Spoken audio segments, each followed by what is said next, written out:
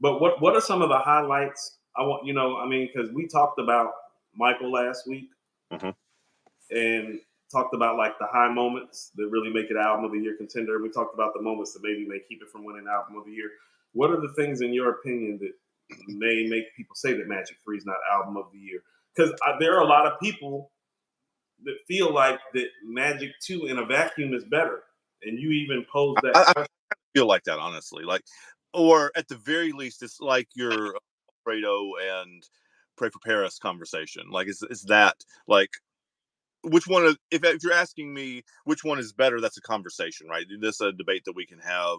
And I don't know that I know enough or I've listened to it enough to be able to make a real solid argument one way or the other. But what I can say for myself is that if I am just listening, if I'm like pulling one of them to listen to, like around the house or whatever, I'm probably picking two over three. Like that's the one that I'm picking, like personally, for my Yeah, personal take. yeah. But explain to me why you feel that way. Because I think sometimes the biggest attraction, maybe for Magic Three being album of the year, is that it doesn't necessarily have the highs that Magic Two has.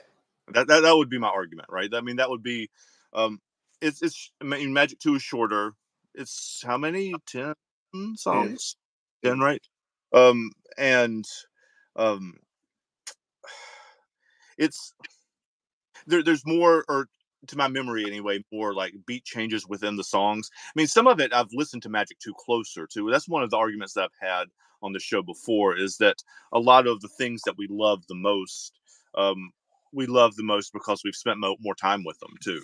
And it's a chicken and the egg thing, right? And you can say, I spent more time with this because I like it better because it is better, or you can say that I like it better because I've spent more time. Like, it kind of goes in a circle, and those two things kind of reinforce each other, so to speak. But and I've spent more time with it too because I did a whole reaction series to every song on that record. So I've listened to it much more closely than Magic Three. It is. I love the beat changes within the songs. I love. I think there are more types of flows on Magic 2, at least to my memory. I, Maybe about that. Um, he's just. t- it's like the Boy Genius album to me. He's doing more different things in a smaller amount of space. how about this? I think it's almost like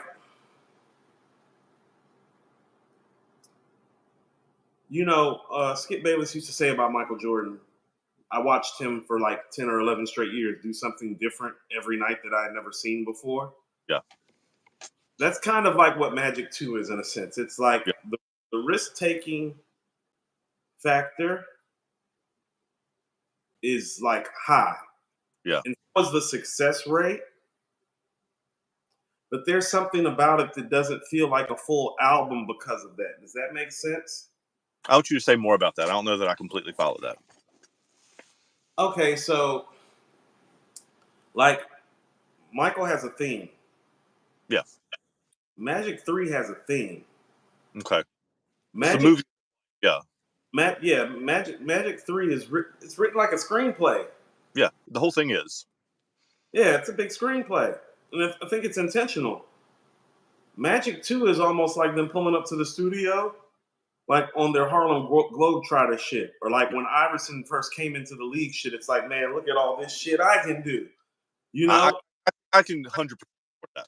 Yeah. And because of that, I think it actually takes some of the album feel away because it's like, how about this? Of all the series Hmm. between King's Disease and between Magic,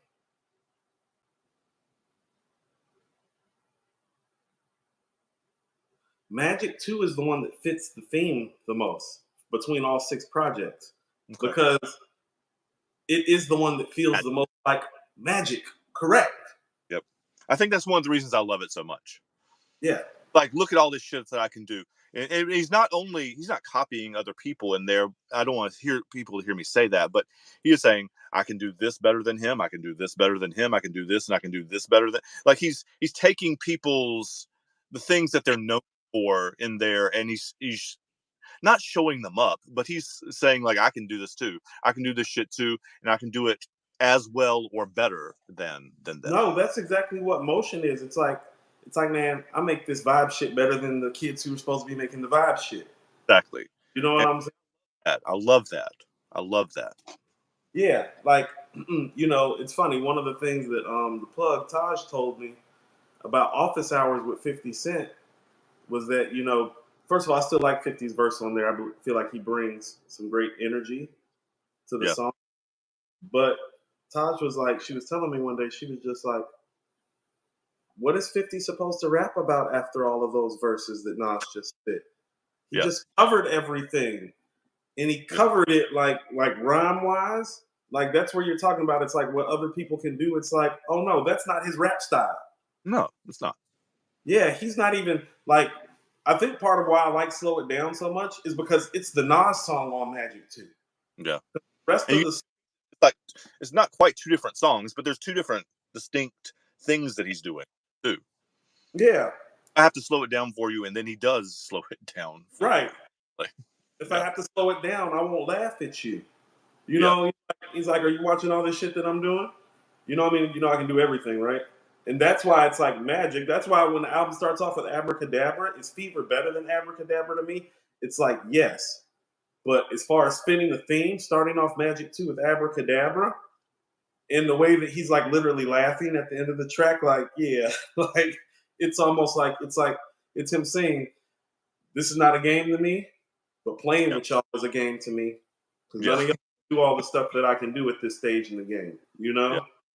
And so I think some of that, like pulling off the magic trick for every song, yeah. hurts the concept and the album feel because the concept is there, but because you're doing every single thing, the cohesion of it. You get what I'm saying? I see what you're saying. Like, I think I could argue that doing that on every song successfully is a theme, sort of like that is the theme, right? It is